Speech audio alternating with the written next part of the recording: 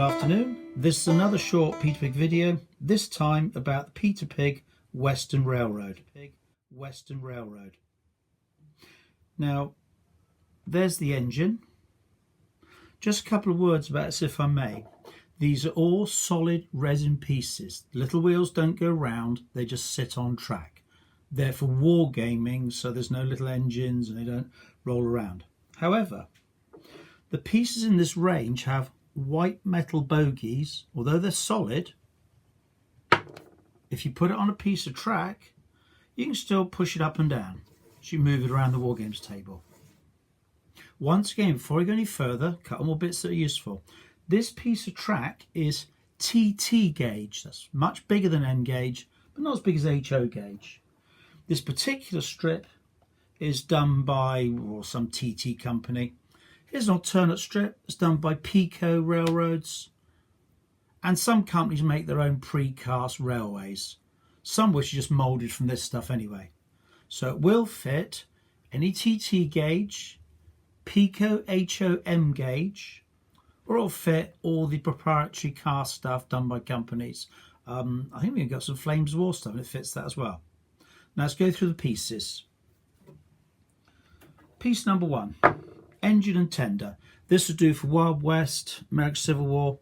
The engine is one resin piece, and it's got a metal funnel or spark catcher. This is a metal assembly there with a couple of sides and a top. You can see the engines are quite narrow. They're quite narrow, and that's the way they were. Now, I'll mount this on the track. Once again, it's a resin piece, only wargame piece. You can still push it up and down. Now, this piece comes with, together, is the tender. Once again, I'm assuming it's going to be a wood burner. This would be from 1850s, all the railroads across America, right up to 1880s, that sort of thing. The ideal train to go with Western games, with 15mm figures. They don't actually link together because it's a Wargames piece once again. Now, the second piece, I'll just push that the railroad so it's out of shot.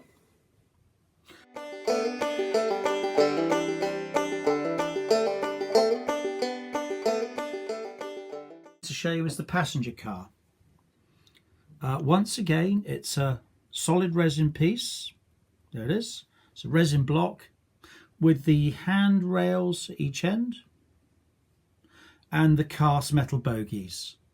These once again are solid white metal. You glue them underneath, that's all you do, but they'll sit on the track. There it is on the track. There we go. You can still push it up and down. You get the idea. Now just push that off a little bit. The next one. This is the standard box car. Very popular, put things in, see it's quite narrow. The little row across the top, that's a bit of walk up and down these. All of these have the little wheels on each end of it. These are actually the brakes. There'd be men hired to just sit on top of the train no matter what the weather, and as the train was going to stop, they'd have plenty of notice and they'd apply these brakes by turning the wheels. That means you need about 3 or 4 brakemen on each train to wander up and down the centre of the train, apply the brakes bit by bit. It was very antiquated. Now, standard box car, wood panelling, slide door, little ladder at the end, and it once again sits on the track. There it is. Push it in. That's the box car. Not done yet. Next one, there's a standard flat car. White metal bogies. There's the top. It's a resin piece with metal fittings.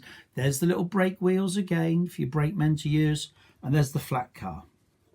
Some of these are modelled a little bit shorter than they would be in real life, but it's got to fit on a Wargames table. And the last piece. Just shove that up again. There we go. Here's the last piece, the caboose. There it is. Now, the caboose is a slightly larger piece, because the top bit here, the man will sit inside and be able to see along the train. They can send out brakemen, see if there are problems, stuff like that. That's why it's a little bit raised. And in reality, it'd be a little stove in there to keep them warm. They'd be a bit self-contained. The caboose has a little door on the side, a window. There's like a little office in there, a little place to sleep. It's got a door at each end. And once again, it's got the brake wheels, top and bottom. And there it is.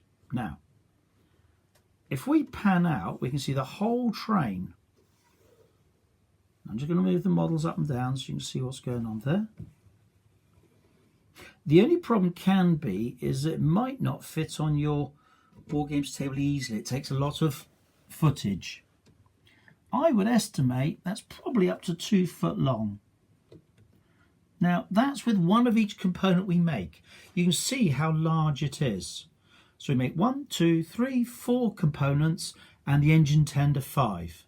It looks an impressive little train, but you're looking at getting about 20 inches, 24 inches to fit it all in.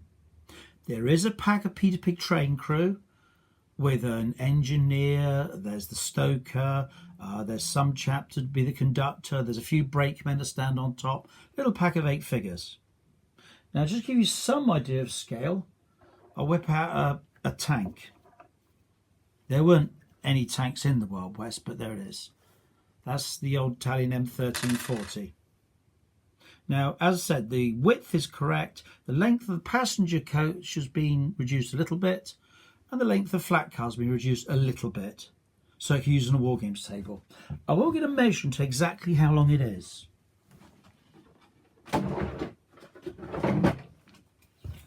Here we go. Here's a measure. Ooh, end to end, we're looking at 20 inches with the things butted up against each other. And the height of the box car, when it's mounted on tracks, we're looking at 1 inch and 3/4, give you some idea of profile. These particular ones were painted about, let me think, about 25 years ago. And they've been using gaming since then. So this product was brought out about 25 years ago. Thank you.